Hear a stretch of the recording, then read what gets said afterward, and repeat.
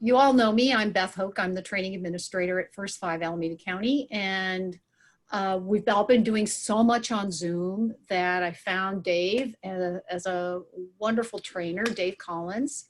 And I'm so glad everybody's here. We are going to be filming this, and he's put together a workbook. So we have a lot of resources that are going to be available for people post-training too. Dave is a nationally recognized trainer, facilitator, and speaker. He is the founder and CEO of Oakland, which offers practical business training to clients, including CBRE, PayPal, the Kellogg School of Management, and many more. Previously, Dave was a strategic consultant at AECOM Strategy Plus, where he developed workplace strategy, change management, and virtual collaboration services for government, technology, and university clients. Dave is also an accomplished improviser. We have that in common. Along with his teammates, he won the National Collegiate Improv Tournament. Yes. Has headlined shows and festivals across the country and coached hundreds of people in the art of improvised comedy. Dave graduated from Northwestern University with a BA in communications and currently resides in Oakland with his succulents. So that's pretty cool. So thank you so much, Dave. We really appreciate you being here, and take it away. Perfect. Yeah, Beth, thanks so much for inviting me in to work with this group today. I'm really excited about presenting some of these best practices on basically how to run a really successful interactive Zoom meeting. Beth's given me a lot of background on this group and some of the different really important critical types of meetings that you're running. So I want to just go ahead and jump right in. I'm going to explain how this will work as we get going. But first I want to make sure, can people see my slides? It's just this title slide right now. Just give me a thumbs up. You can see that. Great. So like Beth said, I come from a company called Oak and Reeds, and we do interactive Zoom trainings all the time. We've been doing them for years. And now with everyone working from home, we've certainly been doing a whole lot more of them. So it's something I really feel passionate about and something I think that when planned correctly can create a really excellent experience for participants as long as you've got the right strategies. I've got a lot of other stuff. I know Beth kind of gave my official bio, a lot of other stuff I like to do for fun. Happy to talk about this afterwards too, but we are gonna run pretty quickly through this. So I do wanna make sure we get right to the content today. Work with a lot of companies. Beth mentioned that as well. But here's why we're here today. So let's go ahead and jump right into the content. Our objectives for the day are the following. I want to help you learn how to set up interactive Zoom meetings properly so you get all the right settings so you're good to go once you have people arriving and you're starting your meeting and you're supporting your presenters really well. I also am going to talk about how you can prevent your Zoom meeting from being bombed, so to speak. So basically, how do you make sure that it's a safe and secure place for you to share information? And I'm going to give you some really simple checklists to make sure that you're setting up a secure meeting. And I'm also going to talk about some of the support roles that are really useful to think about ahead of time to make sure that when you get online, there isn't just one person trying to have their head in 10 different places. You can divide and conquer and really make sure that whoever's presenting can focus on the content, that other people are there to support some of the other activities that make Zoom meetings actually really exciting. For example, like the chat that we're already having open some of the discussions today. We're going to talk about some of the other ways you can build interaction, and now having some other people to support that can be really useful and exciting. And we're also going to talk about recordings. So what you can do to manage recordings, make sure you're saving the right types of recordings, and make sure you're not using up all of your recording space, because Zoom storage space is extremely expensive. There are much simpler and cheaper places to store your recordings. So we're going to talk about a strategy for that as well. I want to be really clear. I'm going to move really fast through a lot of the content because we basically have a ton of content to cover in about an hour. So my goal is to finish the presentation at about 3 p.m., maybe a little after 3. And then we're going to have half an hour, or really as long as you want to ask questions, to answer your questions. So I'm not going to be stopping throughout to answer questions just because we'll never cover it all. But what I really want you to do is type those questions into the chat box in real time.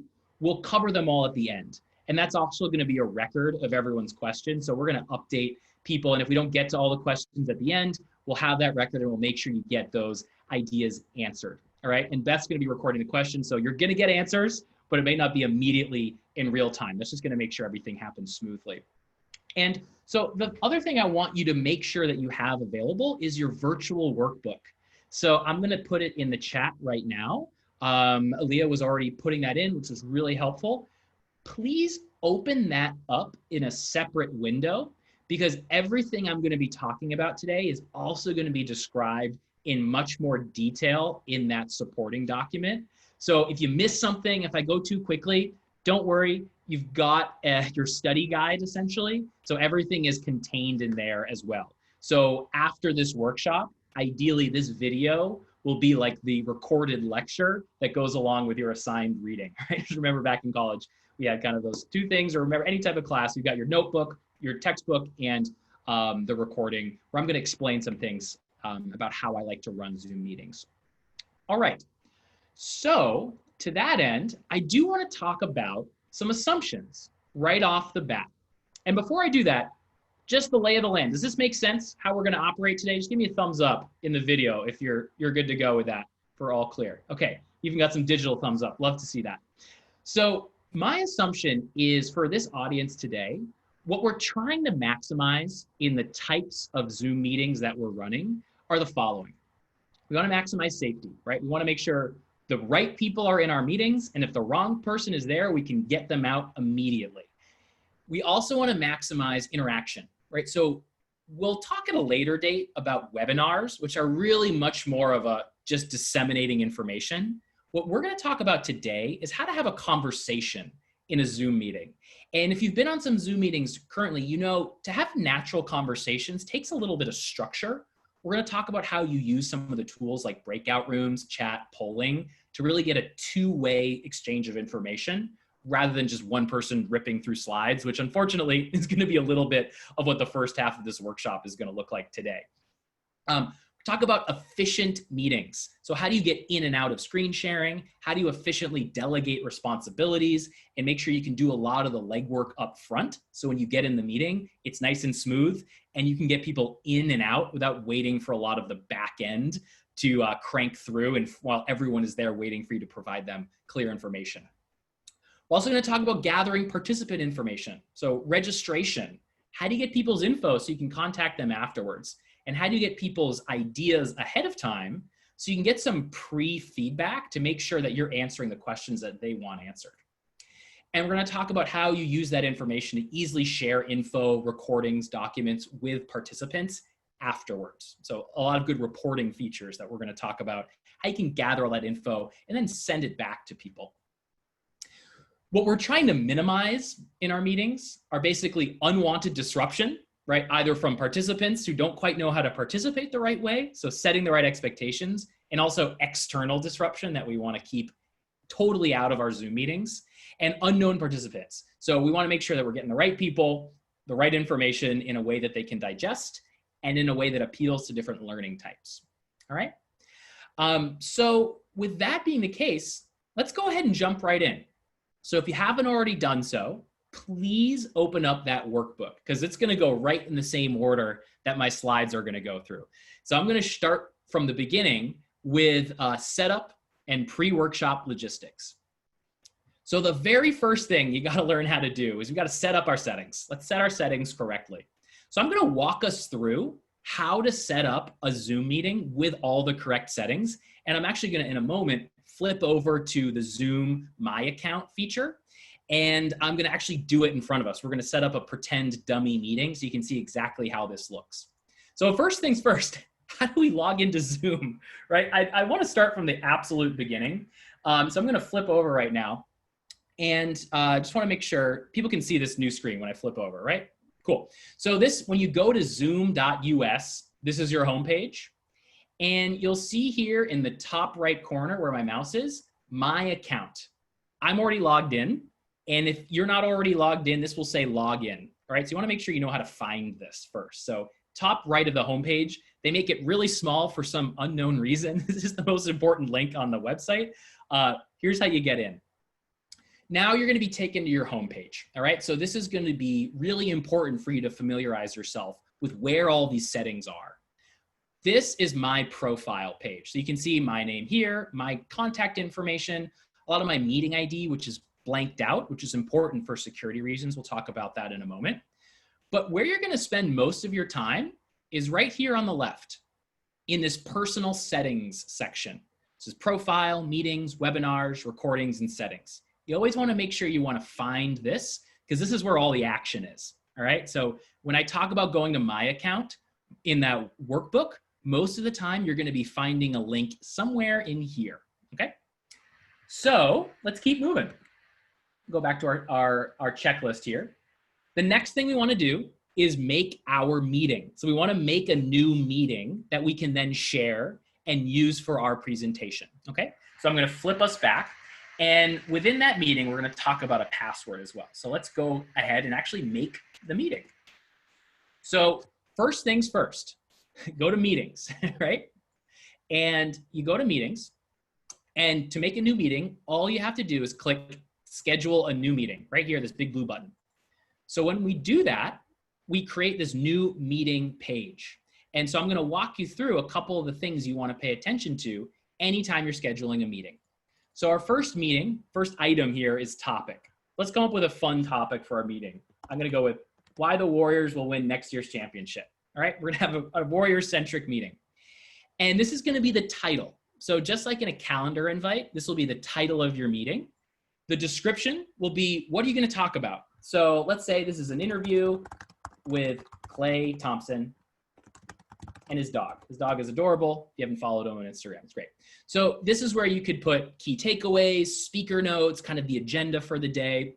Fill out as many of your details as possible. Another thing to note is you can use a template. So what's cool is after we go through all these settings, you click save as template. You only have to do this once.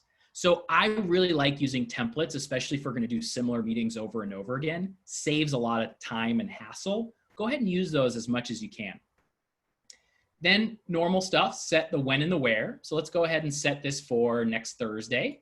And we can do same time as today, 2 o'clock, boom, boom, boom. How long do we want it to go for? Let's say 2 hours, right? Time zone, best practice, wherever you're hosting it from, make it your time zone. That just saves a lot of hassle and headache. People will be able to change the time zone on their own end if they want to change a calendar invite for themselves. Just do it for where you are. And then really important, select registration required. This is going to help us a lot down the line, gather information, and also make sure that we can control who has access to our meetings. We're going to talk about some more registration options as we get going.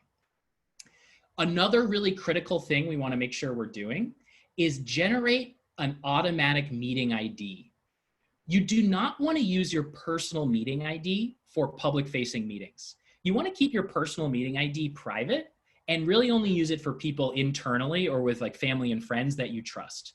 Because if your personal meeting ID gets out in public, people can jump on pretty much any meeting you want, and it can become a real hassle, right? So the smart thing to do is generate a new meeting ID for every meeting that you're going to be hosting. Also really important, set a meeting password. Require it, and then you can edit to whatever you want. So let's just go call it basketball. You can always change this after the fact. So I'm going to edit this, say basketball is my meeting password. For video, just like we have today, I'm going to turn host video on so that me, the host, you can see my video. And then since we're talking about an interactive meeting, let's make it so participant videos can also be turned on. You always have the option of muting videos later on, but this gives us the default that we're going to be able to see and hear each other. Then for audio, what's really helpful, I think, is to keep both as the option for dialing in. So you can allow people to dial in just over the phone, and all they'll be able to do is hear the meeting, but also computer audio, which most of you I can see are doing that. So you're using your computer speaker and microphone. Allowing people to use both is great, especially if someone has having some Wi-Fi issues. They can always just use the dial-in number to hear the meeting just as a backup plan. That happens a lot in my meetings where someone will struggle and just say, hey, here's the number. At least dial in as you are getting this stuff figured out so you don't miss anything at the beginning. Give them the option. And then for meeting options, I like to set them like this. Here's some of my thoughts behind meeting options. I like to disable join before host because I want to make sure that if people are here early, I have the ability to get all set up before I start welcoming people into the room. It just adds a little bit more control for me as a presenter. So I like to disable that. I also like to set mute participants on entry. This is really helpful because how many times have you been in a meeting where you're having a great conversation, someone dials in maybe a little bit late, and there's a lot of background noise, and it's really disruptive. This means that anytime someone joins, they have to actively unmute themselves, and it just makes things go a little bit more smoothly. You can always unmute them actively, but it just reduces disruption. I like to enable the waiting room. I think you all experienced that today. Really easy to let people in from the participant panel, but adds another level of control to make sure if there's a name you don't recognize or something strange, you can always just keep someone in the waiting room and not worry about them disrupting. So for example, I just saw someone pop into the waiting room. I'm gonna admit them right now. I also like to, I like to keep this one off, only authenticated users.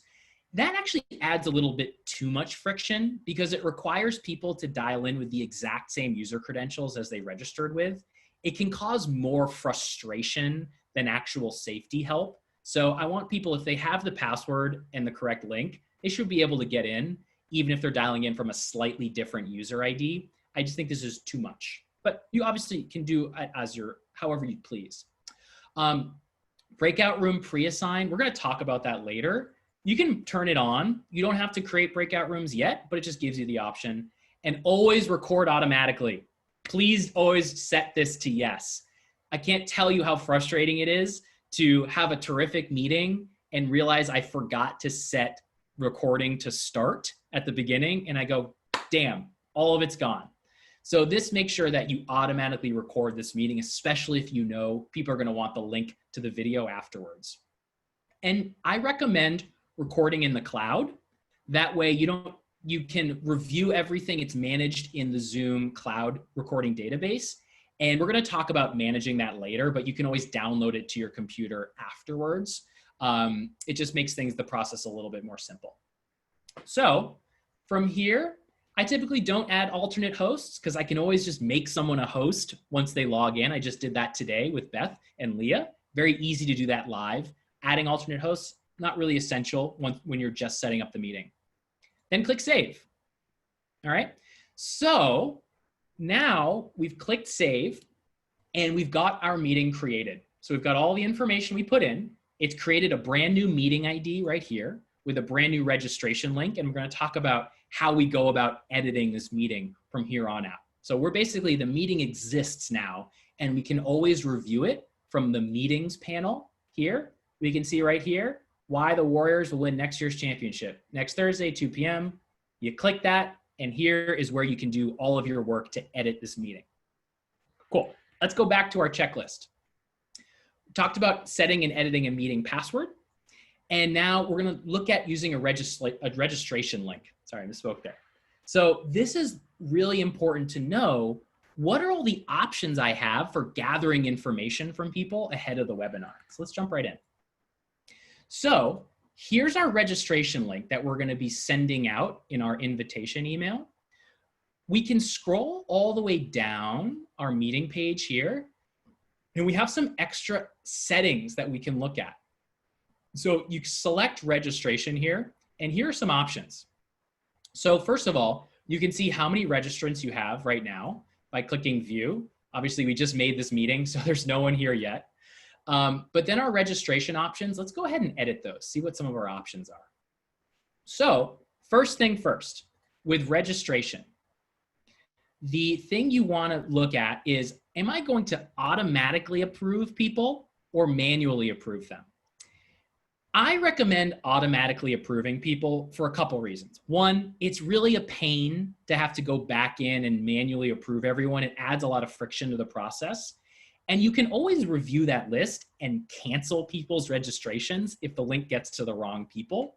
I'd rather do that than have to slow down the process and add a lot of friction for the people that I really want to be in the meetings. You can also select send me an email anytime someone registers. It's going to add up to a lot of emails, but if you want to know in real time when someone has registered, it'll pop an email straight to you, and that can be helpful. I typically don't do that. I just check at the end of each day this list. But if you really want to know in real time, this may be useful. And also, I think another option, I typically don't select control close registration after event date. You can do it. It doesn't really matter. If it's after the event date, they're not going to be able to log into the meeting anyway. They'll just be registering for a recording is what's going to happen there. I select multiple devices. That's okay. I specifically like that in case someone needs to use their phone for audio and their computer for slides. That's okay. And social share buttons, not a big deal. But if you want people to spread the word, go ahead and turn it on. Turn it off if you think it's not that helpful. What's really powerful about these settings on registration are actually questions. So you want to make sure you're gathering information from people as they register, because this may be really useful for follow-up. So here are some of the built-in registration fields you can see here. You always ask for first name and last name. And you can decide whether or not you want to make something required or not. So let's go ahead and say, I want to know when people are registering, what city they're in, what their address is, because I want to mail them something afterwards. Let's just say for argument's sake. I also want to get their phone number because I may want to call them if they're a particularly interesting participant and I want to follow up. I'm going to make that required, but I'm not going to make their address required, right? Let's just say that that's my preference right now.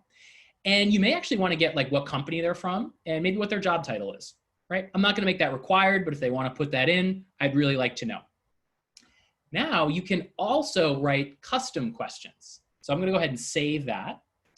And let me go back in and we're going to write some custom questions. So you can create a new question here and you can either have a short answer question where they can type a response like, who's your favorite warrior? And you can create that. And you can also create a new question that is a multiple choice. They call it single answer. So favorite Warriors team, right? And you could say like 2014, 2015, or I can't remember what years they won, 2018, right? So then you can make it required or not. I'm going to make it not required, but then they would click a multiple choice of potential responses.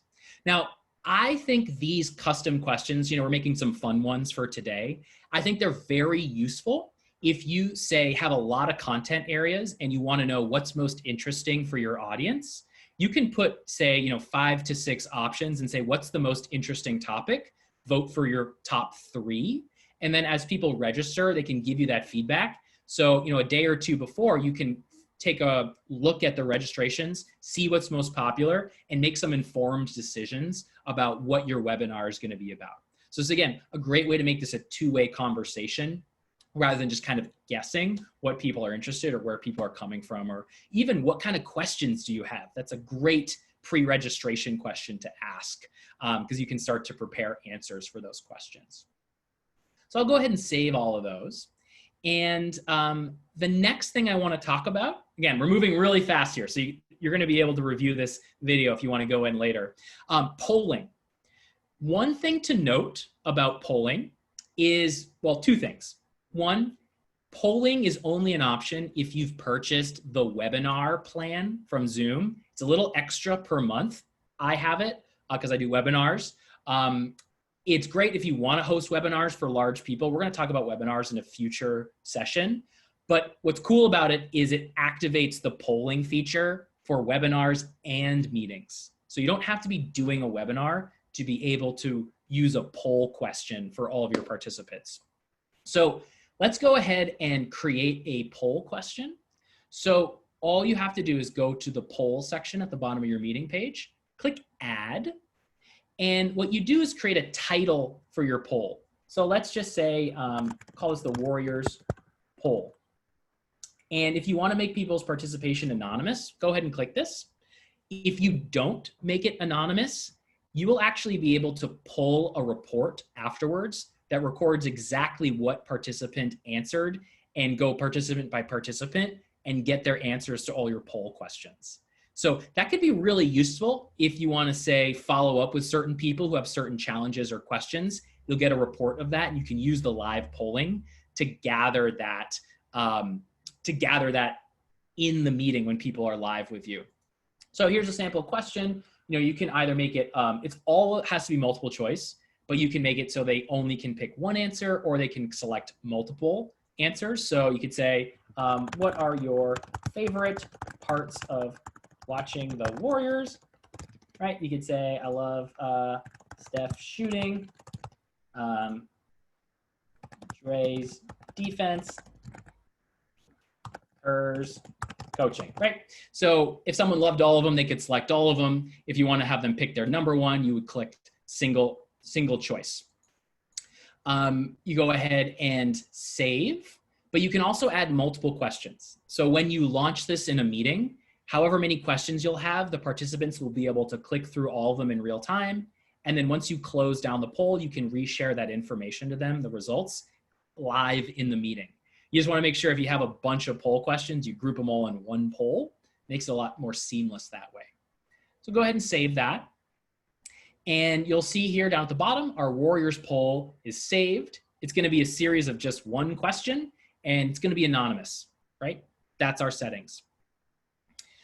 And I actually see a quick question. I'm going to answer it in the chat. Can we download registration data? Yes, we're going to talk about that at the very end, and it's also in the guidebook. So you're going to get all that information either before or after the meeting. Okay, let's keep moving. So we're setting up our meeting. We talked about the registration link. We talked about planning our polls, talked about activating certain features, okay? So a couple things we want to look at. The first thing that setting-wise we want to do is Breakout. We want to make sure they're active, and we also want to make sure chat is active. Let me show you how you find those settings in your meeting. And again, all this is included in your workbook. So I'm going to move pretty quickly. Let's go back to the top here. Remember, all our good stuff is up here in the personal settings section of my account. So to find our settings, just go to settings. And you can see here, we got a couple different types of settings. There's meeting settings, there's recording settings, and there's phone settings. I don't really worry too much about the phone settings. We're going to talk about recording settings in a little bit. Meeting settings are broken down into how you schedule meetings, how you, and what actually happens in the meeting, both basic and advanced. Quick note, anytime you're adjusting settings, this whole page is just a super long scroll of every single Zoom setting. I find it's very easy to use our file find or command find to jump directly to the setting I want to look at. So for example, I'm going to use Command F and I'm going to type in Breakout. And you can see here, right? I search for Breakout on the page and it jumps me straight to breakout rooms. You can scroll all the way to find it, but I find that to be really onerous and kind of hard to find, even if I know what I'm looking for. So just make sure that breakout rooms is turned to on, this little switch here. And also you want to make sure you can allow the host to pre-assign people to breakout rooms when you're scheduling. So make sure that that is flicked on and you'll be able to use breakout rooms. We'll talk about how to run those in a little bit. The other thing I want to make sure that's on is chat. So again, I'm going to type in chat here and I'm going to go to the first look of it. And you can see chat is really just at the top of the in-meeting basic settings. But I just want to make sure that chat is on. It's blue and activated. I think it's okay for participants to save their chats. So I leave this unchecked. If you want to make sure the chat doesn't get saved by participants, go ahead and select it. But I think the chat is a kind of a public conversation. I think it's useful if people want to save it. I like to allow private chats. And that means that anyone in this meeting could send a direct chat to any other person in this meeting that wouldn't be visible to the rest of the group. This is helpful if you have maybe people who want to connect one-to-one. And you can see if you open up the chat box from the Zoom meeting, you click that little blue box that says everyone, and you can actually scroll down to send a message individually to anyone in this meeting right now. So make sure that's on. And I want to really emphasize, you want to auto save your chats. This will give you the option, once your meeting is closed, a little pop-up window will say, hey, we downloaded your chat text. Here's where to find it on your computer. Again, you can always delete it, but the worst thing in the world is realizing, oh, there was so much good conversation in that chat. I wanted to refer back to it and realizing you forgot to manually save it. So go ahead and auto save it. You can always delete them later. All right, so let's jump back to our checklist here. Want to make sure our hosts and co-hosts are active and we have closed captioning active. We're going to show you how to use closed captioning in just a moment. So hosts and co-hosts, really simple. Let's do the same process here. Look for host. Oops. I'm going to click into the window again. Host. Find our first one here. Click through it. And here we go. Co-host. Co-host is a role in a meeting that's really helpful if you want to have other people support the presenter live in this meeting. So for example, I assigned Beth and Leah co-host abilities so they could manage the participant waiting room and let people in. If you don't activate co-host, then you can't assign co-hosting privileges to anyone else in the meeting. It's just you and everyone else. So again, you don't have to assign co-hosts, but it's very useful. And we're going to talk about why it's so useful, because you can basically divide out some of the in-meeting responsibilities and have other people manage some of the things that you need to monitor in real time, right? So I always like to give myself the option, click the co-host to blue. It's already on, and then you're good to go. Finally, the last setting you need to make sure is on is closed captioning. Closed captioning, set it to on, and then save captions. I like to allow participants to save the captions because they may want to grab a transcript afterwards. And it's really helpful to basically give them the option in case they really want to review it later. Let me talk a little bit about closed captioning right now because we're done with our settings setup. I'm going to jump back to our checklist here. So closed captions, we're going to kind of just highlight this feature right now. Let me show you how easy it is to use. What I'm going to do right now is go to my Zoom bar, which is that bar at the bottom. You're not going to see this right now, but I'm going to select closed captions. And all I have to do is I can either assign someone to type or I can type myself. So I'm going to select type myself and a closed caption window will pop up. You should be able to see this if you click on your Zoom bar. Either there's a closed caption button or you have to click more. And what I'll do is I can start typing these captions. These are the captions for the meeting. And they should start to pop up on the bottom of your screen. Are people seeing that? See these closed captions? Not seeing the closed captions. All right, should be broadcast to the meeting. I see some people. Are you seeing these words on your video? Should be popping up on the video. Jay Allen, seeing some thumbs up there. Should be at the bottom of your video screen. Yeah, you have to click the closed captioning button, maybe? Yeah, you have to Select the closed caption. And it should be, you can toggle it to on. Yep. Yes. Call out. Thank you for that. And so once you do that, since I've assigned myself, I can type and you see it. And then you can also open up the closed caption window, participants can, and they can view all the captions from the entirety of the meeting. So that's useful if someone wants to scroll back and catch something that maybe they didn't quite miss. This is the most basic way to do it, which is live closed captioning, where you assign someone to type and they're typing and people can turn it on. You can also use some of the third-party closed captioning services which connect via APIs. We're not going to cover that today, but just note that how to set all this up and how to help people turn it on, all those details are included in your workbook too. So definitely a great feature if you want to use other languages or if you want to just have someone type whatever the presenter is saying. This is how you do it. All right, so let me close that down and let's keep moving. So the next thing we want to look at is what do we want to include when we invite people to register. So we're stepping back from the actual Zoom tools right now and saying when we send out an email to someone to invite them to our meeting, what do we want that to include?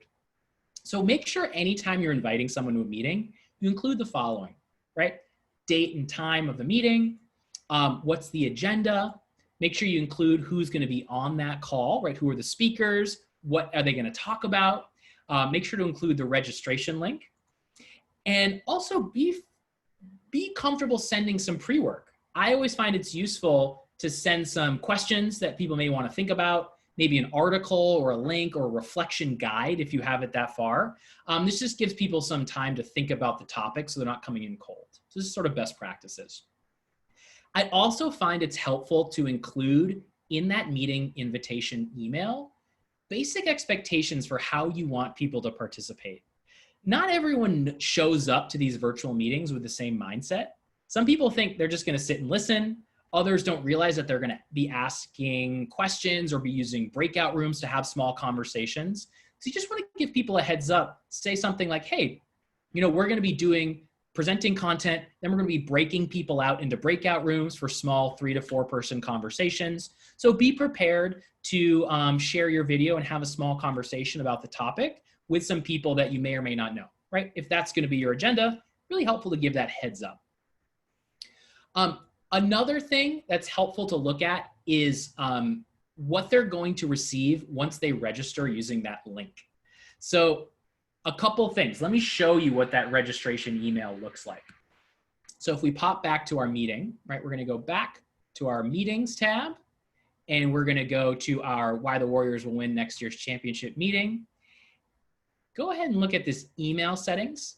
So a couple things to note.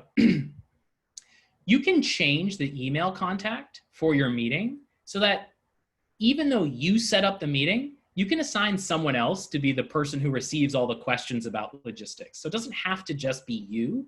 You can assign someone on your team to be the email contact. That's who the people, if they have questions about the meeting ahead of time, they can field all of those for you. It'll automatically be you, but you can change that.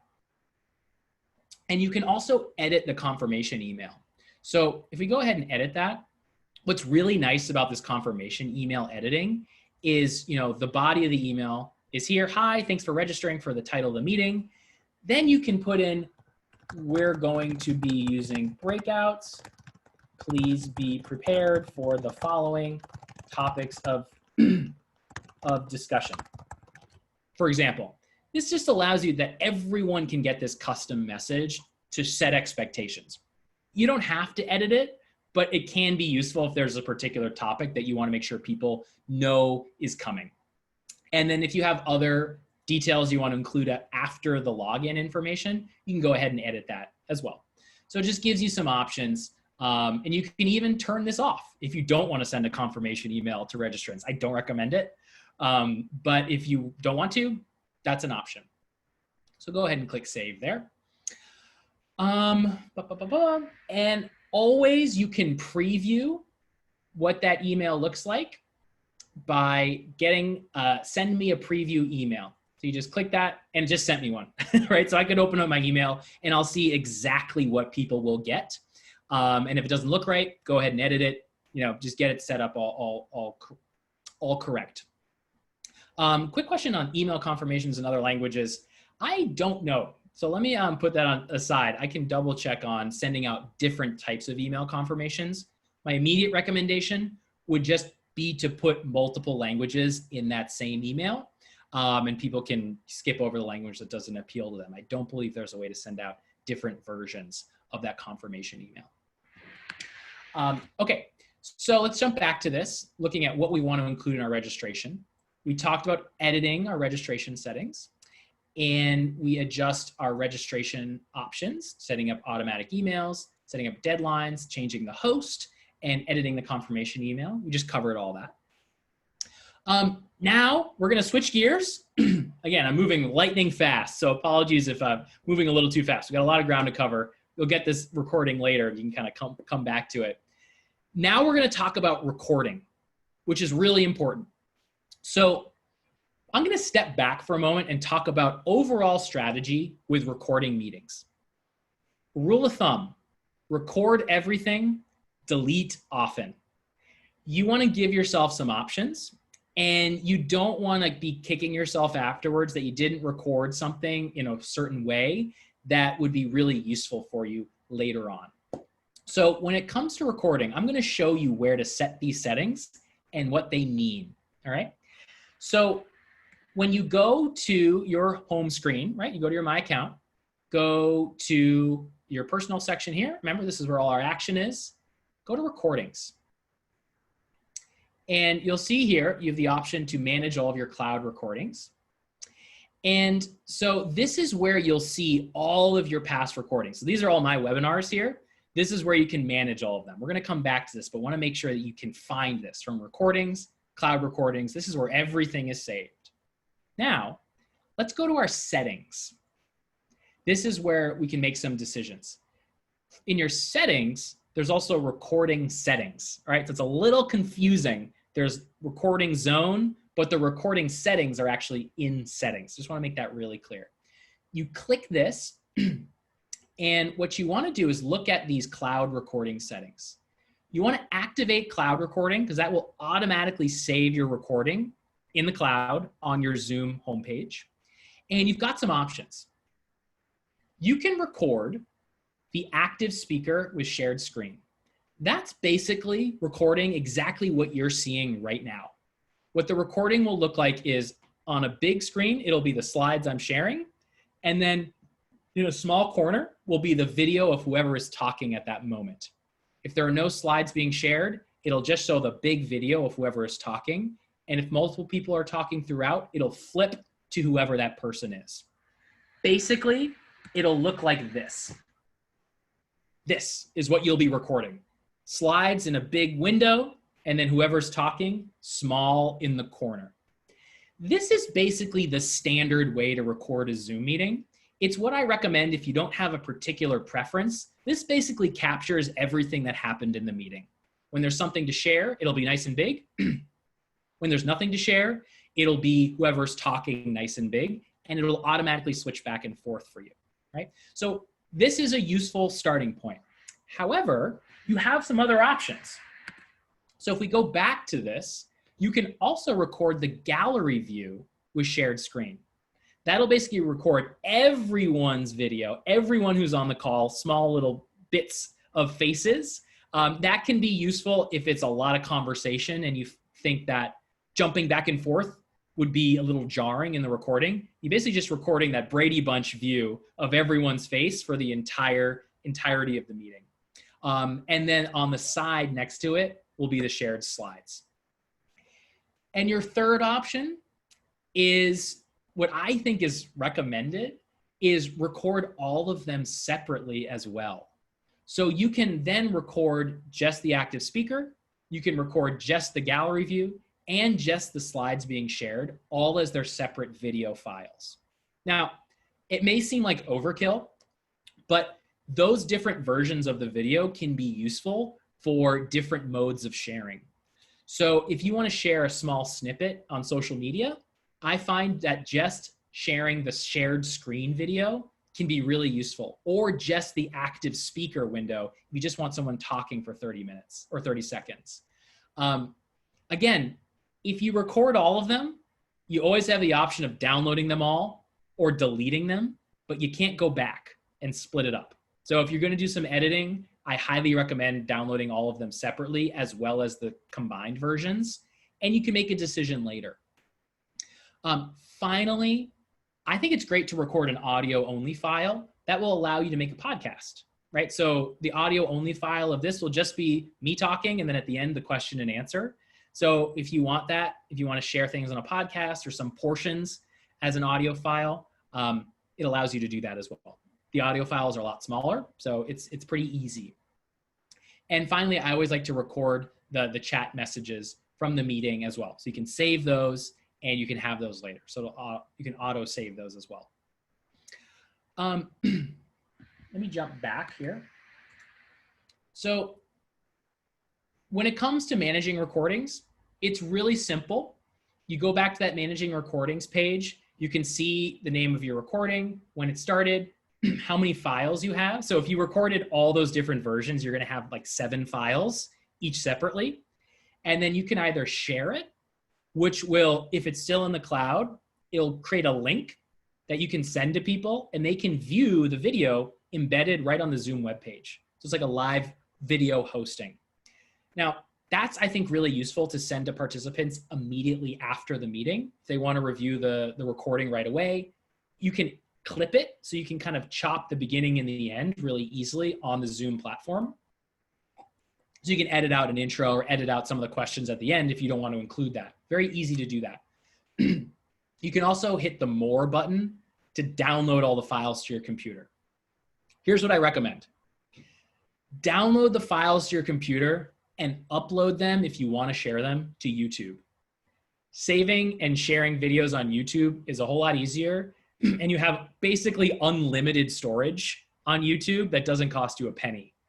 To pay for extra storage on Zoom really gets expensive fast. So getting in the habit of downloading your videos and then re-uploading them to a different hosting service, I think is a best practice.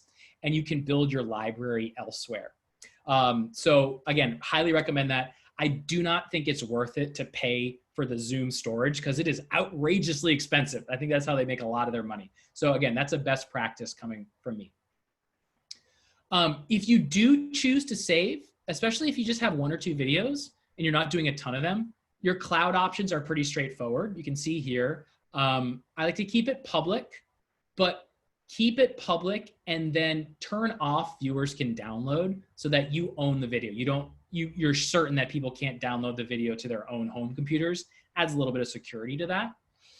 I really like to turn on demand. That basically means that in order to view this hosted video, they have to register in the same way that someone would register for the live meeting. So you still get to collect information and know who's viewing this, what is their info, and you can contact people afterwards. And then you can also add a password. So that's why I think sharing it publicly, but keeping it password protected is a really simple way to keep it secure. So, even if the link gets out there, not everyone can access it. They still have to get the password from you. And then you can create a link sharing. So again, this is all contained in the recording settings up on in your My Account there. All right. So another big hard transition. We're moving to the end here. I want to keep things moving.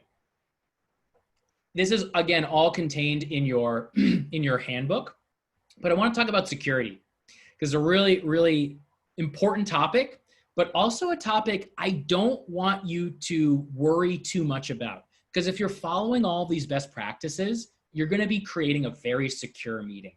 But just in case, I want to give you a checklist to make sure that any meeting you're setting up, you're taking care of yourself, your presenters, and your participants, and you're keeping everyone safe. All right, so a little bit redundant, but I want to share with you some best practices. Things you can do before the meeting. So most important for security, creating a unique link for every single public meeting. That's your best line of defense. That way, personal meeting links aren't being sent out into cyberspace. And even if a link gets out into the wrong hands, it won't carry over because every new meeting will be a brand new link that no one will have. Most important thing to do. Always set a password.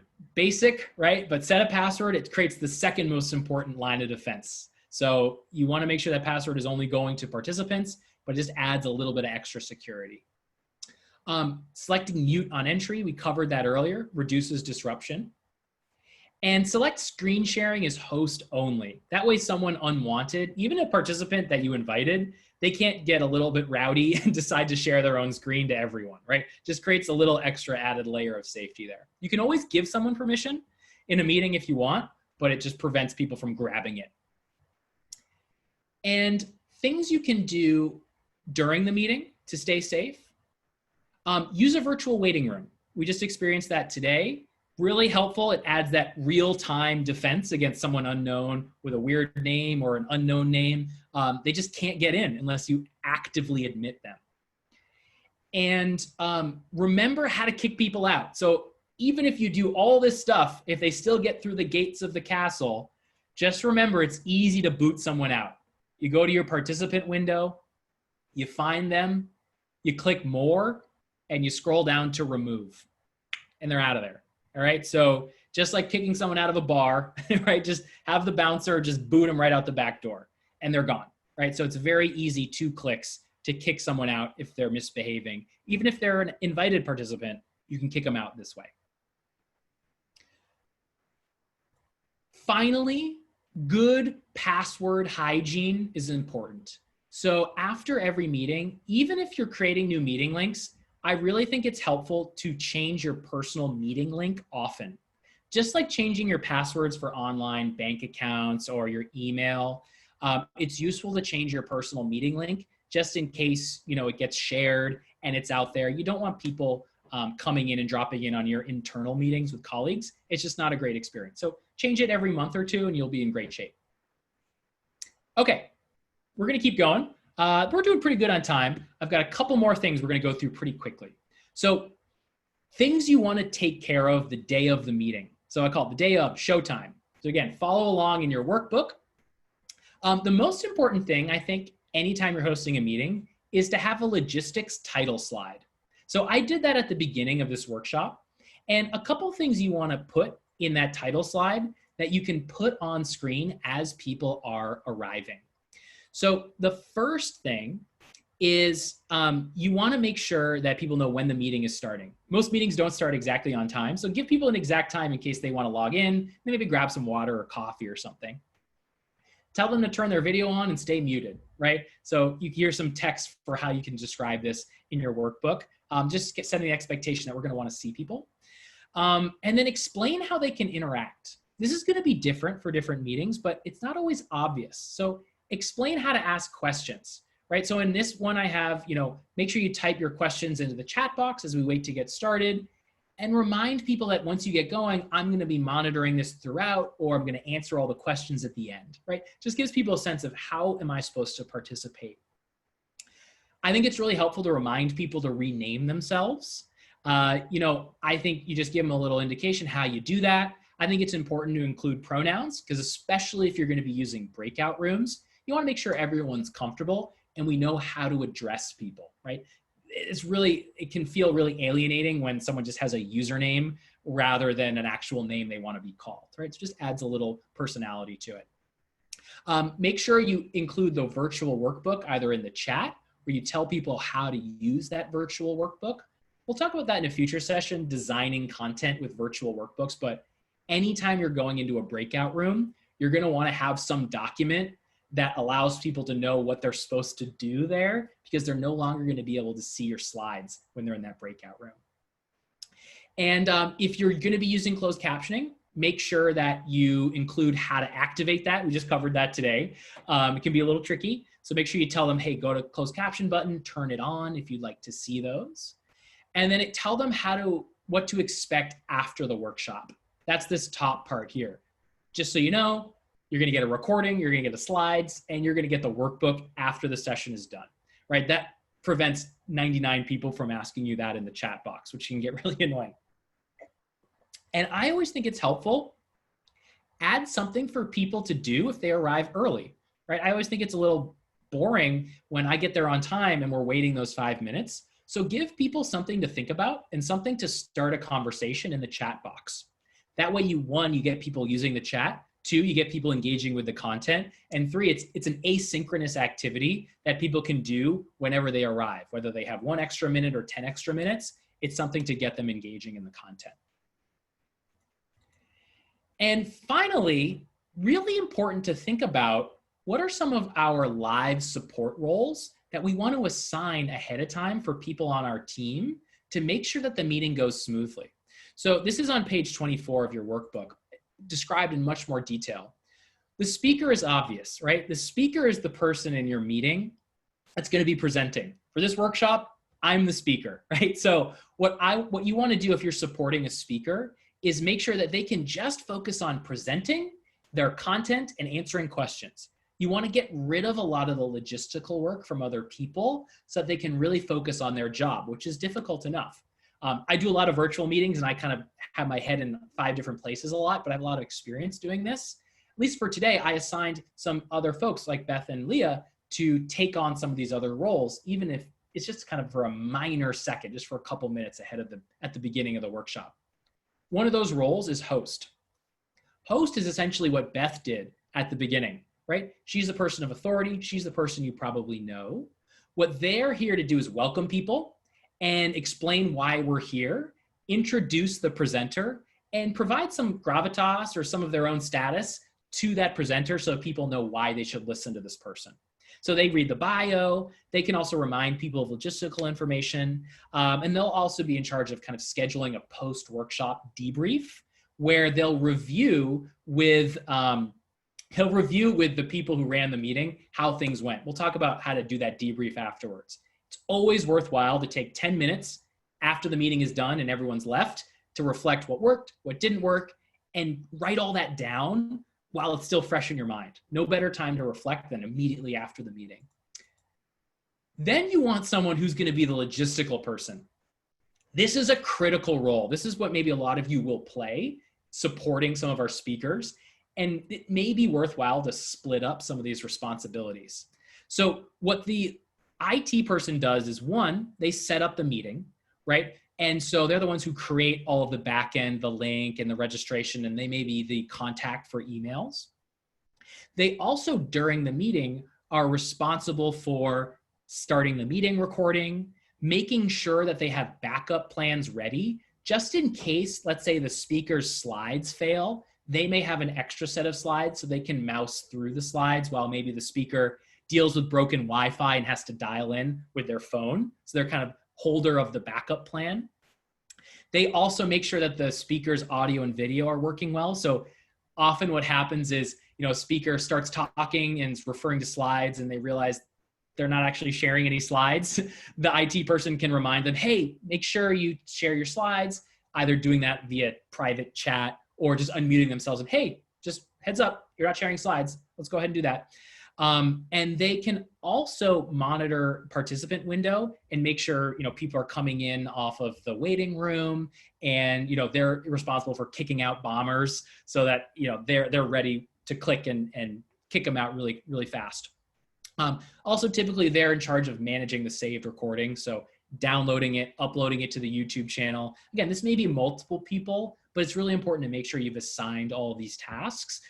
Just kind of divide up some of the work. And finally, I think it's really useful to have a chat or a Q&A moderator. This is someone who's making sure the chat questions are being monitored. If there's something really interesting in there, they can remind the speaker. They're also going to save the chat and be responsible for highlighting some important questions that people are bringing up in the conversation that's happening basically on the side. So I think it's useful to have that person, and they may be also able to answer logistical questions in the chat that come up in real time. Like, oh, could you post that link? Or, hey, are we going to get a recording of this? They'll answer that stuff in the chat so the presenter doesn't have to worry about that.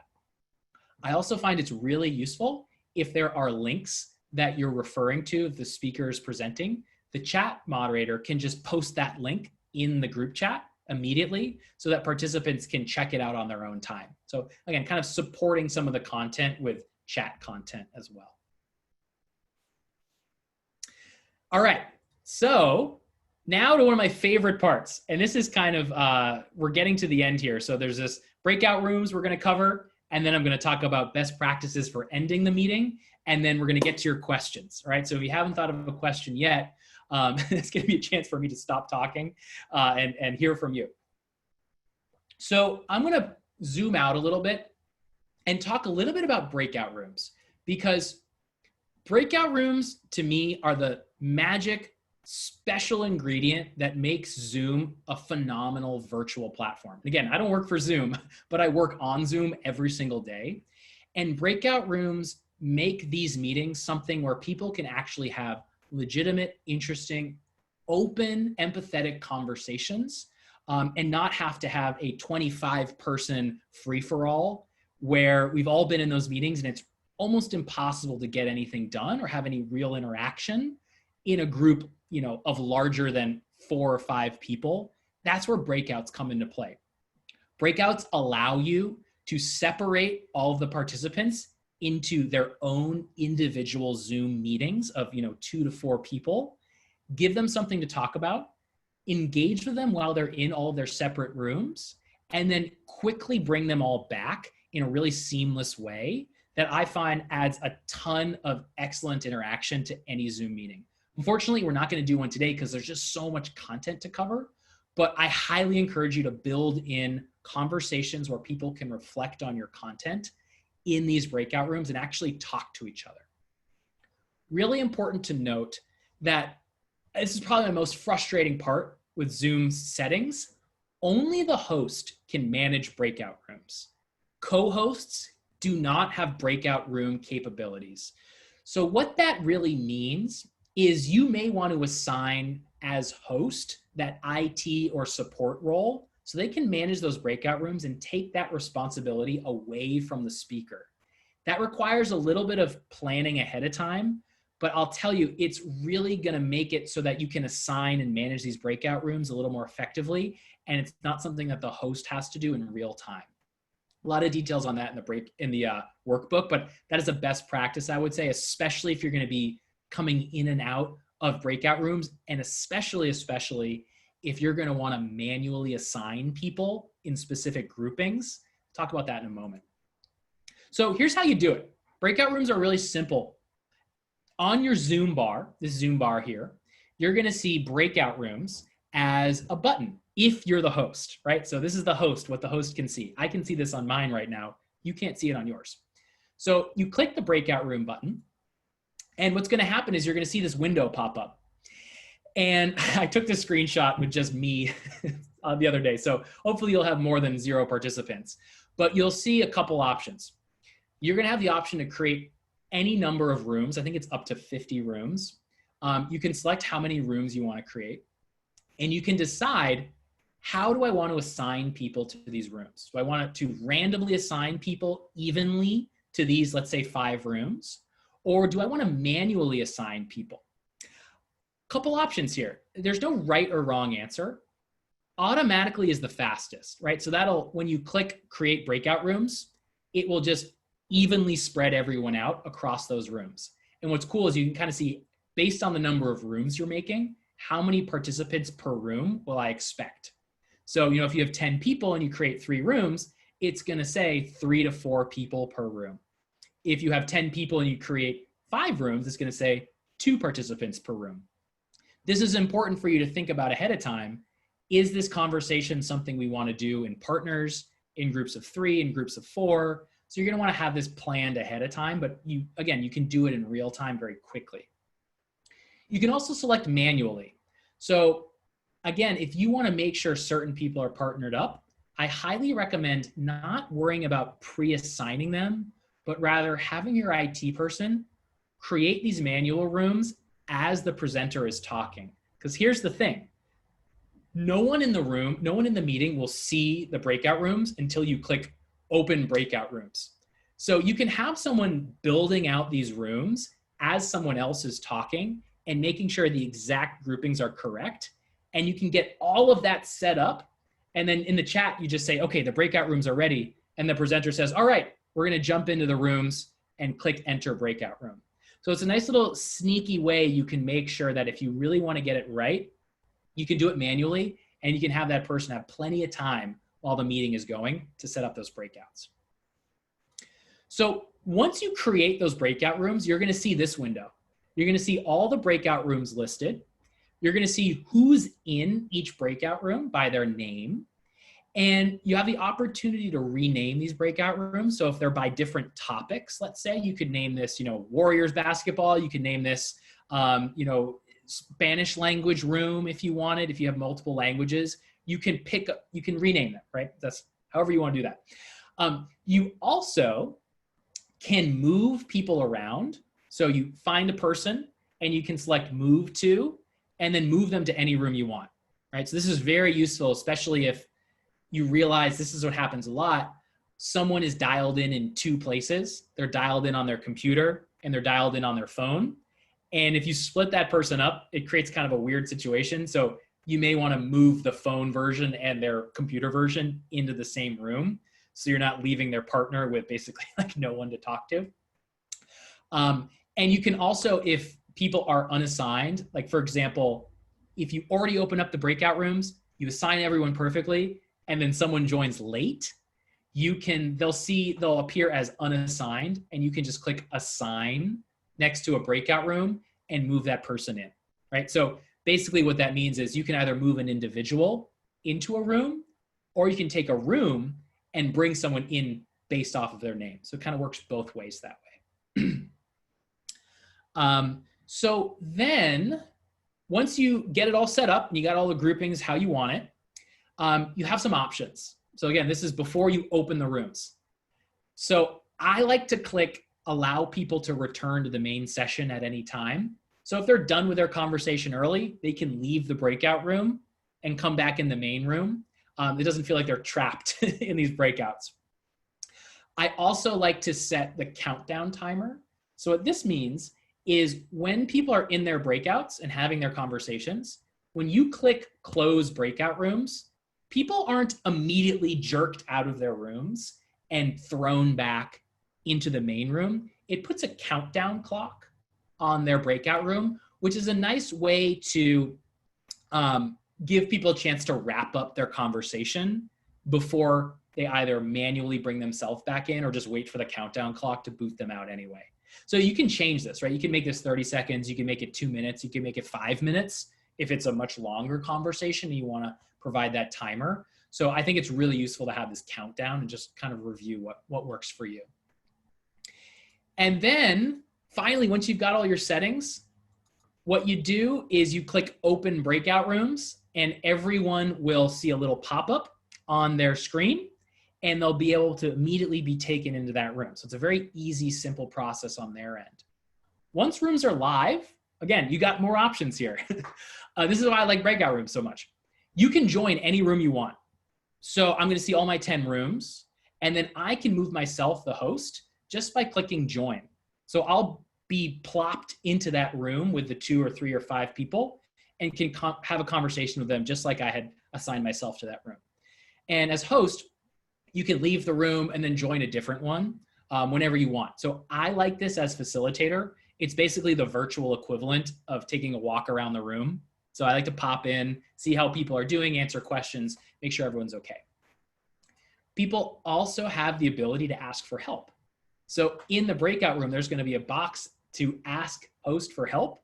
And if anyone is asking me for help, as a host, I'm going to get this pop-up and it's going to say, okay, someone in breakout room 2 asked for help. I'm going to click join breakout room and immediately I can help problem solve whatever's going on. So very useful. You're never more than a click away from any of these rooms. So with breakout rooms, again, another frustrating feature is only the host has the ability to pop around like this. If you have as host the IT person, they're going to have to manually put the speaker in and out of these rooms. So it is something to think about, right? So if you want the speaker to be able to jump from room to room, they're going to need to be host. If you want someone to be preparing these rooms ahead of time while the speaker is talking, you're probably going to have to make someone else the host. So it's just a little bit of pre-planning that you want to think about. What are these logistics going to look like for us? You've got a lot of options. None is right or wrong. It just has to fit how you want to run these exercises and discussions. And then finally, to close them out, it's really simple. Everyone in the room will get this pop-up saying, okay, breakout rooms will close in 60 seconds. They can then leave the room or they'll automatically be brought back into the main room after that countdown is done so that you as presenter can just start right away. You know, you don't lose anyone, right? So you're not going to lose someone in a breakout room down the virtual hallway. Everyone comes back and the breakout rooms close. An advanced thing that I'd like to throw at you, and this is something I have used a handful of times. One of the downsides of breakout rooms is you have to assign people to the rooms. They can't pick what room they're in. So you think about it, if you're having a conference or a big meeting, you know, with a bunch of different side conversations, people can usually in real life leave the room and go into a different conversation if they're not interested. Or they can say, hey, I'd like to be in this room, not that room. There's a way around this. So what you can do is say, okay, everyone, we're about to go into a discussion. So I'm going to borrow our Warriors conversation. Actually, no, I have a different example here. I'm going to say, okay, we're going to have a discussion, but we want to have 3 different flavors of discussion. I would like to say, we're going to talk about the impact of, let's say, this upcoming legislation, but we're going to have 3 different versions. We're going to talk about local impact, we're going to talk about regional impact, and we're going to talk about national impact. And you tell me what conversation you want to be a part of. And the way you tell me is by renaming yourself by the topic area you would like to participate in. So then, just like you renamed yourself at the beginning of this webinar and put your personal pronouns in there, you can just rename yourself. Okay, I want to be part of the national conversation. So I put my name, National, Dave Collins, he, him. Then whoever's managing your breakout rooms can very easily rename the rooms, those 3 topics, and then assign people based on their name into the rooms that they prefer. You'll have to have a little bit of lead time to make this work well, because people have to hear the instructions, think about it, name themselves, and then your IT person will have to make the assignments. But you just need to think about that and just have a little bit of a 5-minute lead time before you open up those breakout rooms. So the IT person just opens up breakout rooms, selects manual assign, manually moves people based on their names. And then people, when you click open breakout rooms, you're in the room that you selected. So kind of a fun little workaround to allow people to choose rather than you having to assign them. And you can do this multiple times, right? Because you can rename yourself as many times as you want and rename the breakout rooms as many times as you want. So you could have 2 or 3 different self-selected discussions throughout the course of the meeting. But I will say, I'll caution you, this takes time, right? So don't cram this in. You need to allow a little bit of logistical time, because some people won't quite get it. Some people won't name themselves correctly. There'll be a little bit of friction here, but I think if you give enough time and a little bit of troubleshooting time ahead of time for the IT person to reach out to different people to say, hey, you didn't rename yourself, what room would you like to be a part of? It can go really well. All right, so we're getting to the end here. We just have 5 little bullet points on workshop closeout, and then I want to get to your questions. So how do you end your meeting, right? We're doing well. How do we close out the meeting in a successful way? So with question and answer, and again, all of this is included in much more detail in your workbook. This is starting on page 33. I think you want to make sure you have your system ahead of time, right? So at the beginning, hey, we're going to answer all your questions at the end. I think it's really helpful to have the chat or Q&A moderator have 1 or 2 questions ready to go, so you can jump right into Q&A and not have to have that delay while people type it. And then I also think if you're going to have a survey, it's really helpful to drop the survey link in the chat with a few minutes to go before the end of the meeting, so that people take that survey while you still have their full attention.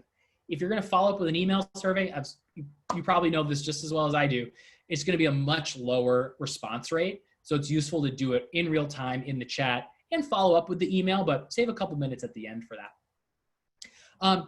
Handing off. So once your question and answer is done, I think it's really helpful for that presenter to verbally hand off the quote, I'll call it the microphone, to the host.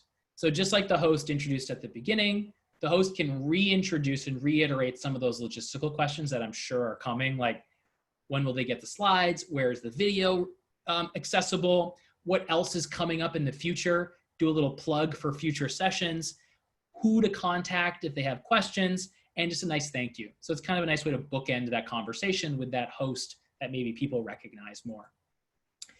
And again, really helpful to have that quick debrief scheduled with the panelists and all those support roles right afterwards. So, to pull back the curtain, that's what Beth, Leah, and I are going to do right after this meeting. We're going to talk about what worked, what didn't work, and we're going to do it all right away while it's still fresh in our minds. A useful framework for that conversation is what I call keep, toss, create. So what worked really well that we want to do the next time? What do we want to toss that didn't really work? And what do we want to create or do differently for upcoming meetings that we may want to experiment with? So kind of help have that conversation with the group. Nice little structure. Doesn't have to take very long. And finally, I want to get to registration and polling reports. So really helpful to look at generating meeting reports. So this is the last thing I'll show you in our in the Zoom window. So if you go, again, back to our My Account here in this personal section, if you go to Account Management, you can actually scroll down. This is the first time we're getting out of there. Go to Account Management, and you can go to Reports down here.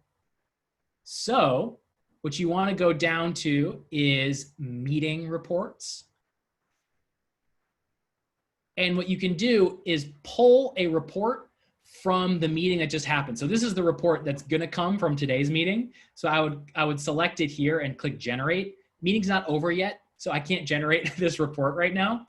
But what it'll show you is registration information. So everyone that registered, when they registered, did they show up?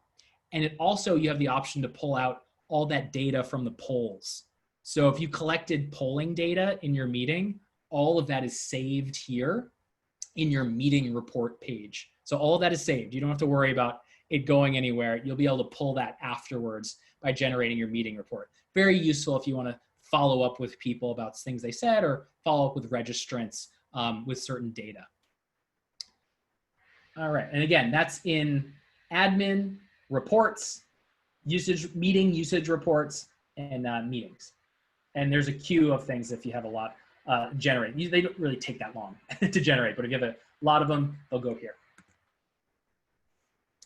All right, so that's it. That's it. We're now to the question and answer portion. So okay. I went lightning fast, and I want to just jump right in to see what we have, because I saw a lot showing up there on the side panel. So Beth, where should we start? Let's start. There's one about, we have a number about one, getting this manual in Spanish for parents that are new to virtual opportunities. So we can think first 5 can work on that. And there were some other questions about translation during meeting. Let's see, where did that go? Address language translation, or excuse me, interpretation, both in registration, holding the meeting, and recordings. So we've been trying to do that a little bit. Can you say anything about your experience and what you know, Dave, about that? Yeah, I'll be totally upfront. I haven't done translation in a live meeting, but so I kind of want to go back and do a little research and get back to you on that. Okay, that'd be great. Closed captioning is there, but I know there's a way to do it. I don't want to give you the wrong answer right now. And closed captioning, you could have someone in Spanish or whatever typing there. But yeah, can you use Chinese and it'll show it in Chinese? I mean, I don't know how intricate the system is. Great question. I don't have the answer. Okay. Translation. So let me. Right. I want to know that though. So okay, great. Research. So someone said, I once recorded a meeting with parents and I don't know where to find it. So I know we've lost meetings on Zoom, which is why I say as soon as you can, download it. That's the best practice. Honestly, probably what happened is there's some settings that say automatically delete recordings after a set number of days. Oh, I see. And so that is a setting in the recording settings that probably was active and then it just auto deleted it. Yeah, the best practice is, record it and then immediately just download the video. And 1, it saves space, and 2, it won't auto delete because you run out of storage space so fast. Yeah. Another question. Hi, I've been working from home, which is a challenge. Note, people are walking behind me and yada, yada. I have used Zoom for training, but it was difficult to use because I had a PowerPoint and handouts. Mm-hmm. It helped to have 2 screens. I've been most successful on the receptive end of Zoom versus, the giving. Yeah. So I think, in general, I could go on and on about working from home. Totally. Having a second monitor is essential for me. Yeah, me too. So especially for presenting, like for example, I have my laptop and I have a second monitor right above me. So the workbook, people's videos, and the chats and participants are on my laptop, and the slides are on the second screen. Yeah. I think especially even on the participant side, like I was asking a lot of you with your windows, right? I need you in chat. I need you to see my video. I need to have you open up the workbook and see the slides. So it's really essential to have a lot of screen space to be able to do an interactive meeting, because you're gonna need a second document to help guide people when they can no longer see your slides. Right, when they So- go into the workroom, yeah. Yeah.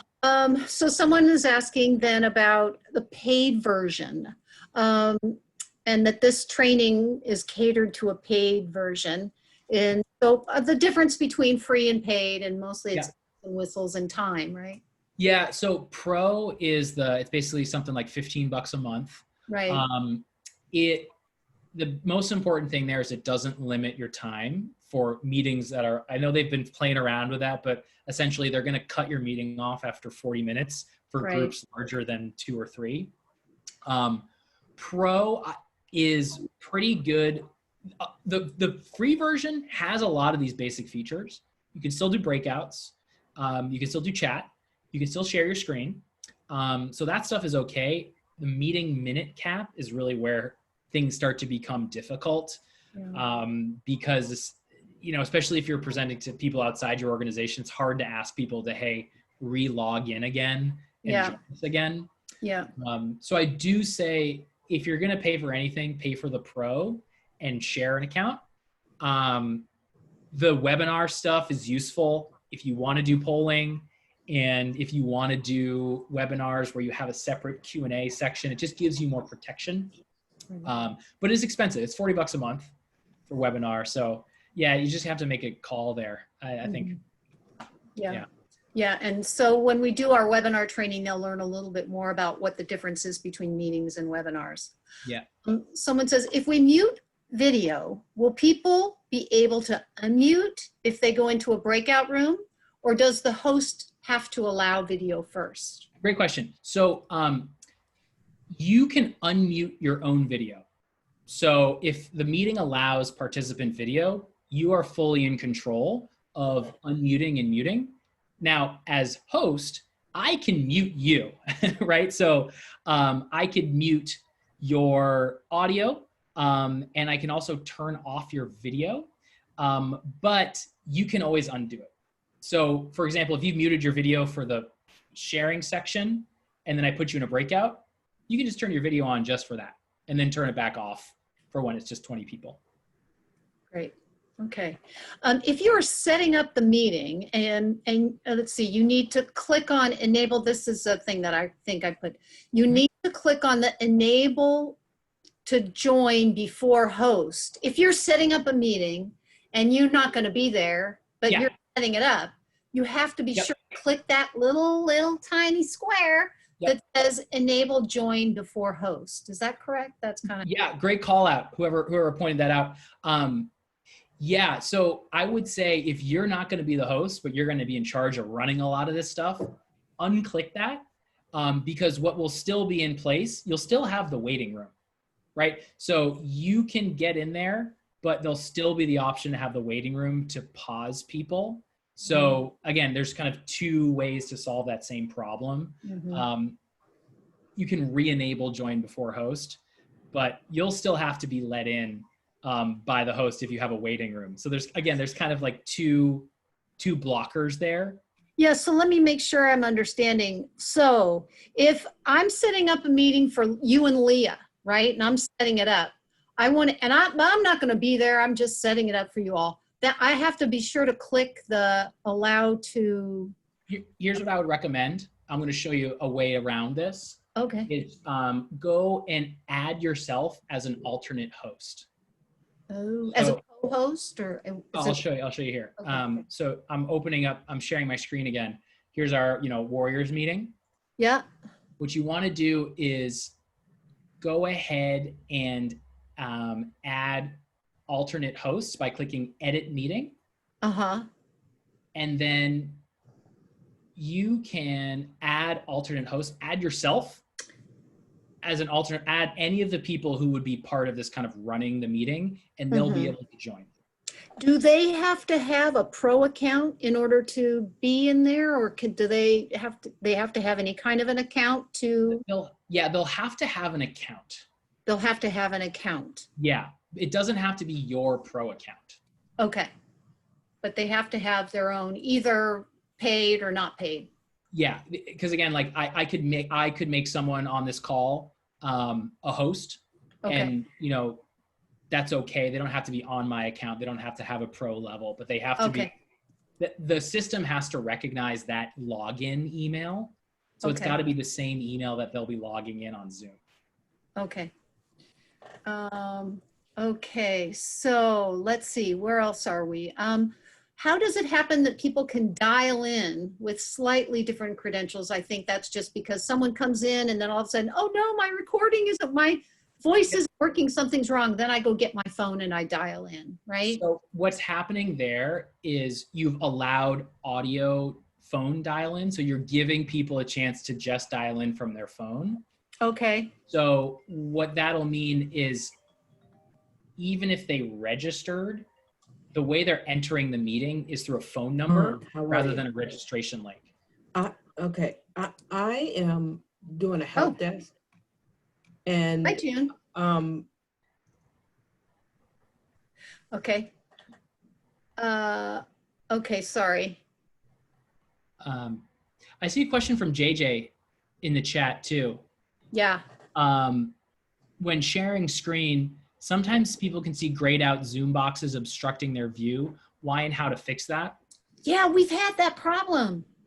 Yeah, so part of that is when you're sharing your screen, you can, sorry, let me back up a little bit. There's an option in settings that tells what the computer share screen should show when there's a Zoom window in front of something.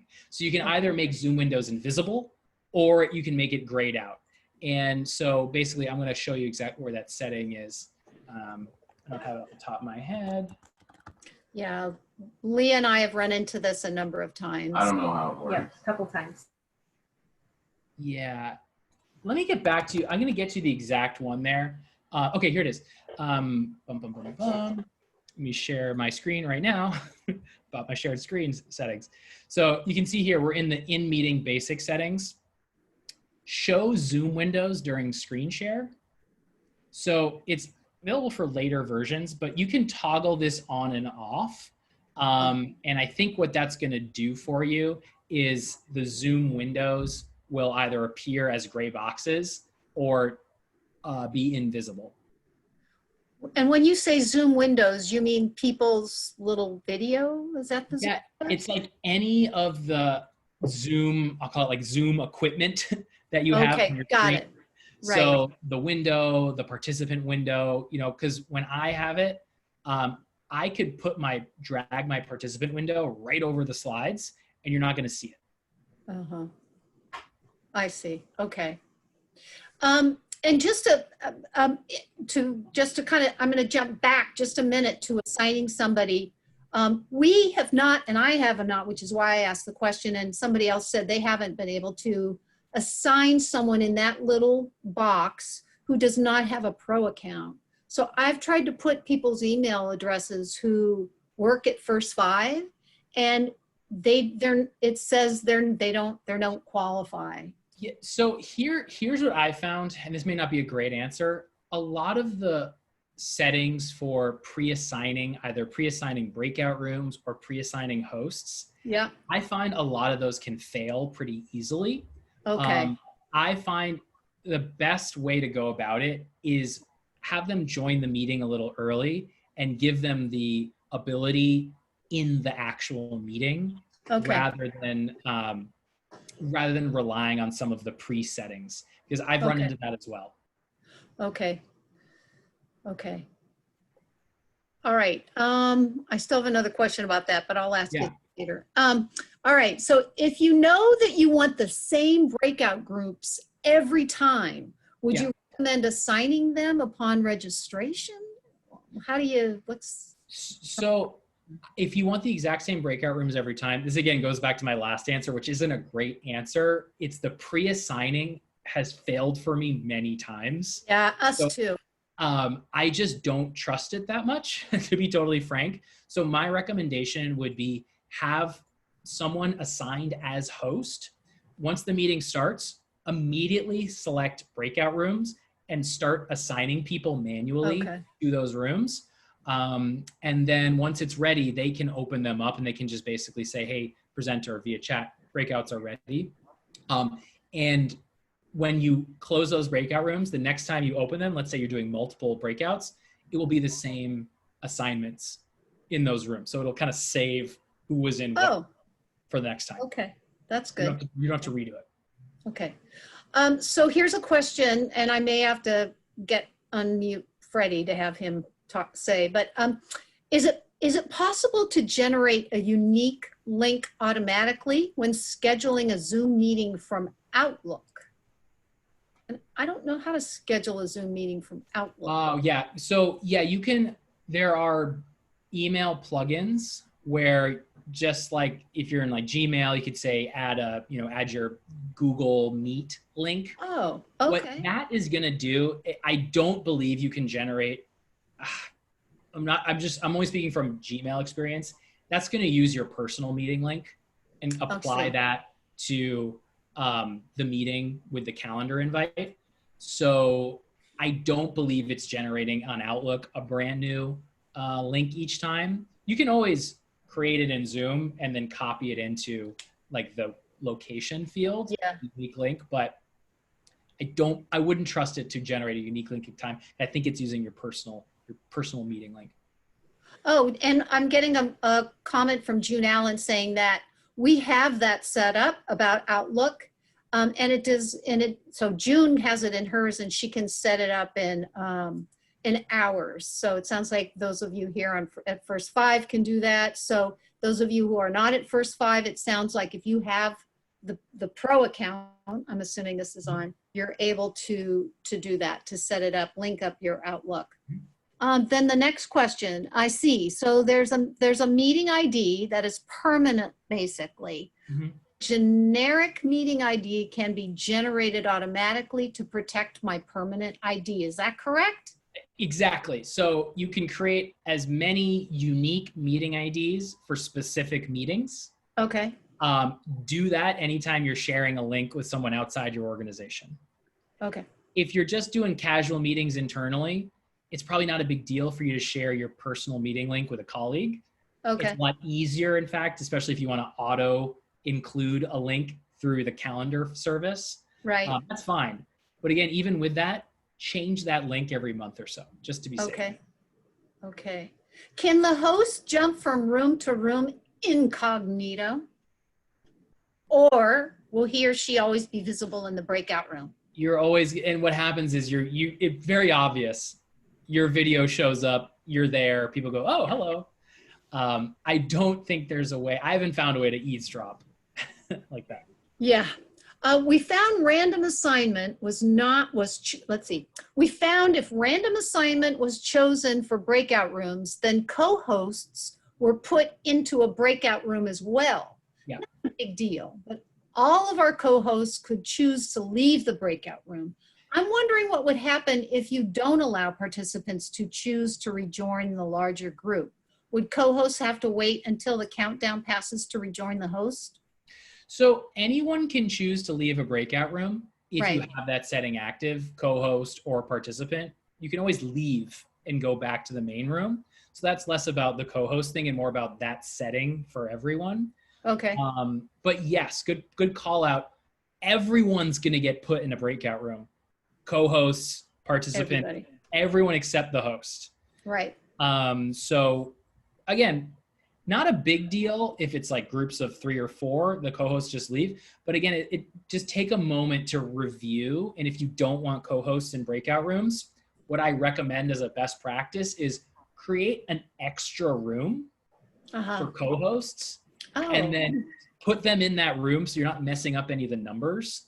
Right. And then just tell the co-hosts ahead of time, don't join the breakout room. Right. When it pops up. Yeah, that's what I do. Okay, then here's a question about phone numbers for using topics in a breakout room. So maybe there's audio only for phone people. What is the experience? Are there any ideas for a workaround? Yeah, so you can put a phone number into a breakout room. Okay. They'll just appear as a phone icon instead of the video. And they'll still be able to talk. They just, they can't see anyone. Right, and they can't change their name or anything, so. Yeah, you can as host. Oh, you can. Oh. So you could, if you know who they are, you could in the participant panel, hit more and hit rename. You can rename anyone, phone Okay. or, so that would help. Okay. Let's see. I think I got all the questions. Now, would people have additional ones? Put them in the chat. I see one from Over Angela. time. What?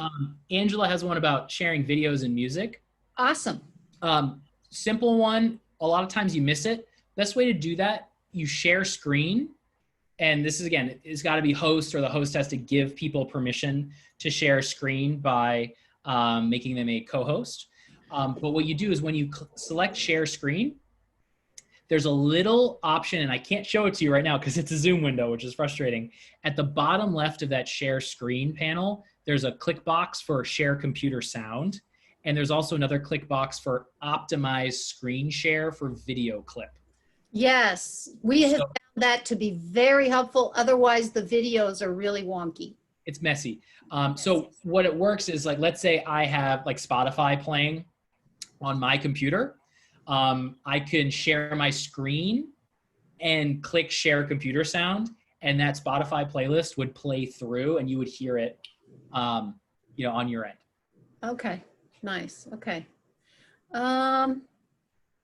Let's see. It says we have, oh, never mind. That was June. Already did that one. Let's see. May I have, okay, so people need, again, the virtual workbook. Someone has been bumped off this webinar a number of times. That's concerning to me. Is there anything about that?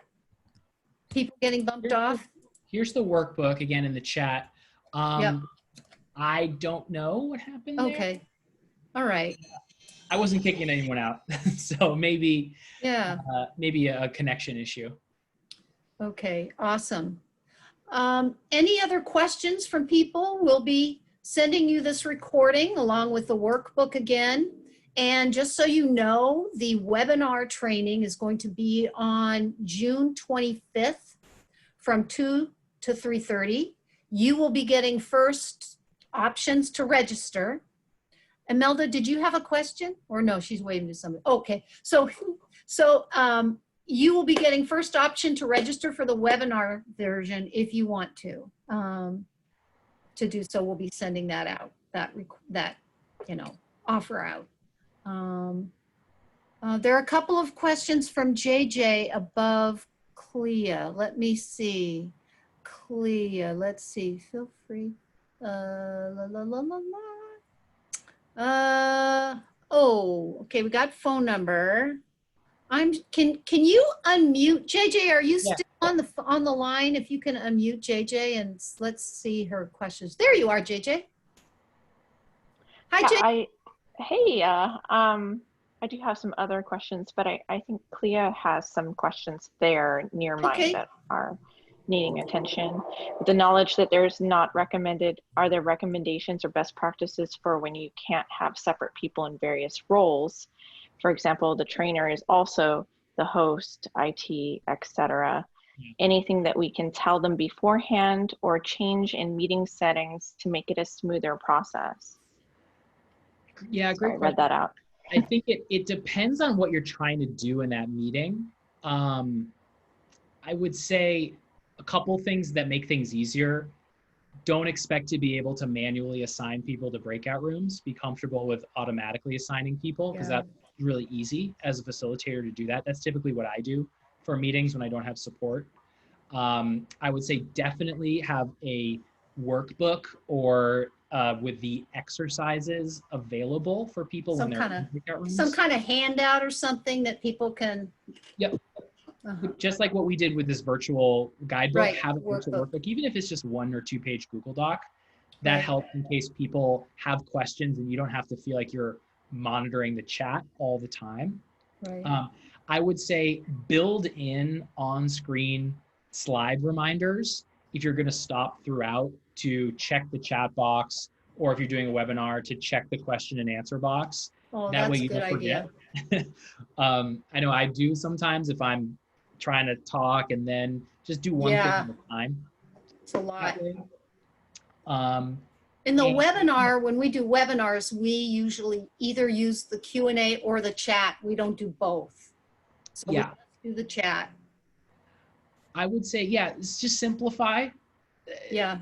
Do less. I know it's not a great answer, but you really want to think about what's the most important thing you're doing here. Is it driving a conversation? Is it presenting content? Is it some combination of both? And try to like lay some of that burden off. So always cut content in that case to save some time at the end to cover Okay. something if you missed it. So those are just kind of basic, but we could talk more in depth about if you have a specific Yeah. presentation. Clea, did you get your questions answered? That was my question. That So- was your question. Okay, cool. And how about you, JJ?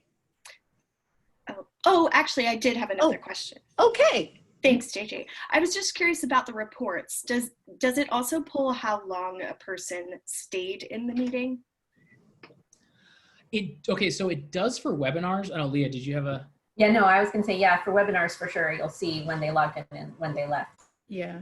Yep. That's so we can give CEUs too, so. Yep. For webinars, it does. I'm not 100% sure on meetings. I think that I know for sure in webinars it does. You can see when they logged in, how many minutes they were in the meeting. Yeah, that's the gist of it. Thank you. Anybody else? Stick your hand up in the air and Dave can unmute you.